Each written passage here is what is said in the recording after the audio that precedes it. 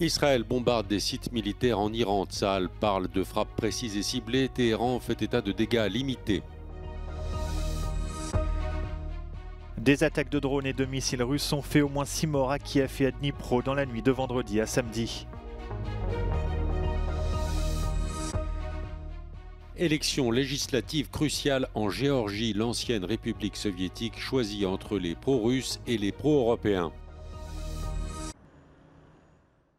Après les frappes israéliennes sur des sites militaires iraniens, les appels se multiplient pour éviter l'escalade au Moyen-Orient. Dans la région, de nombreux pays condamnent la riposte israélienne. En Europe, le chancelier allemand met en garde l'Iran et souligne la retenue d'Israël. Es ist versucht worden, Schäden auch was Personen betrifft im Iran gering zu halten. Und das dient natürlich dazu, dass jetzt auch die Möglichkeit da ist, eine weitere Eskalation zu vermeiden. Le ministère français des Affaires étrangères appelle Israël et Téhéran à éviter d'aggraver les tensions et Londres estime que l'Iran ne doit pas répondre. I am clear that Israel has the right to defend itself against Iranian aggression. I'm equally clear that we need to avoid further regional escalation and urge all sides to show restraint. Iran should not respond. Téhéran dit de son côté avoir le devoir de se défendre. Israël reproche à l'Iran de l'avoir bombardé à 2 reprises, en avril et en octobre. Tsahal accuse par ailleurs le régime iranien d'armer le Hezbollah au Liban et les Houthis au Yémen.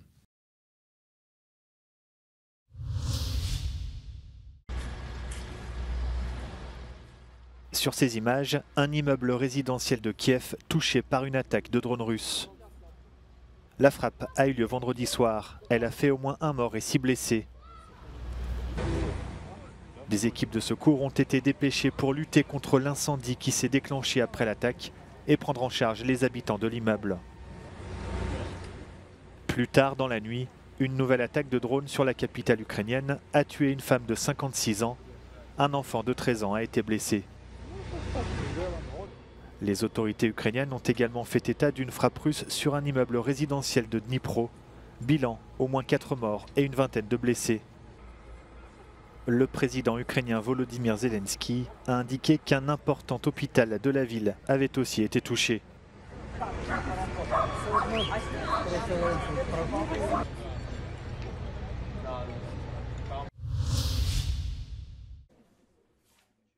Les Géorgiens sont appelés aux urnes pour choisir entre les pro-russes et les pro-européens. Ces législatives sont un tournant pour l'ancienne République soviétique de 4 millions d'habitants. Le parti au pouvoir, Rêve géorgien, dirige le pays depuis 2012. L'opposition pro-européenne accuse le gouvernement d'opérer un virage autoritaire et de manœuvrer pour renouer le destin de la Géorgie avec la Russie de Vladimir Poutine. Au printemps dernier, le gouvernement a fait adopter une loi sur l'influence étrangère, directement copiée sur la législation russe pour réprimer les voix dissidentes. 3 semaines avant le scrutin, Rêve géorgien a promulgué une loi restreignant les droits des personnes LGBT+. La Géorgie a quitté l'orbite de Moscou après la chute de l'URSS. 33 ans plus tard, la Russie maintient des troupes en Abkhazie et en Ossétie du Sud, 2 régions séparatistes de Géorgie.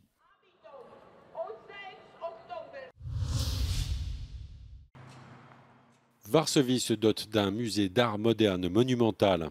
Le bâtiment de 20 000 mètres carrés et 160 millions d'euros est signé de l'architecte américain Thomas Pfeiffer. Le nouveau musée d'art moderne déchaîne les passions à Varsovie. Les admirateurs se félicitent d'un monument minimaliste, les détracteurs dénoncent une boîte à chaussures ou un bunker.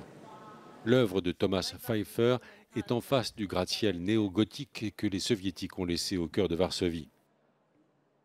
Le maire de Varsovie parle d'un événement historique. Le rez-de-chaussée du musée est entièrement vitré et à l'intérieur, un escalier monumental aux formes géométriques s'élève vers les étages. Des puits de lumière éclairent les salles qui accueilleront jusqu'à 2500 œuvres d'art. Le musée en a installé quelques-unes avant l'inauguration de l'exposition permanente au mois de février.